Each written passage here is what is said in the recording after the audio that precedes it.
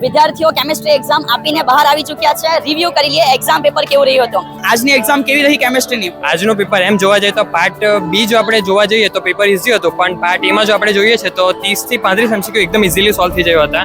And part બીમાં જો section આપણે જો લાસ્ટ સેક્શનમાં જોઈએ છે તો 4 ક્વેશ્ચન ઇઝીલી લખાઈ દેવું હતું. That's great. અને એક્ઝેક્ટલી એમસીક્યુ વિશે જો જોઈએ તો 50 એમસીક્યુ માંથી કેટલા એમસીક્યુ તમે ઇઝીલી સોલ્વ કરી લો થિયરિટિકલમાંથી? તમને શું લાગે છે?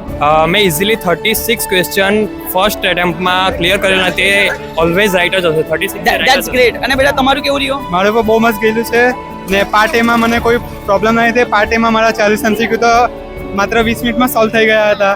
ને પાર્ટ બીમાં બી 4 માર્કના ક્વેશ્ચન ઇઝીલી 4 લખાયા હતા, 3 માર્કના ક્વેશ્ચન બી ઇઝીલી લખાયા હતા. જે 1-2 ક્વેશ્ચનમાં વિચારવું પડે, બાકી ઓવરઓલ જોવા જઈએ તો પેપર ઇઝી હતું. શું બેટા તમે ઓનલાઈન પ્રિપેરેશનમાં પાર્ટિસિપેટ કરો છો? Yes sir, yes sir. કેવો રહ્યો અનુભવ ઓનલાઈનની અંદર? એકદમ sir. Best of luck. Thank you sir.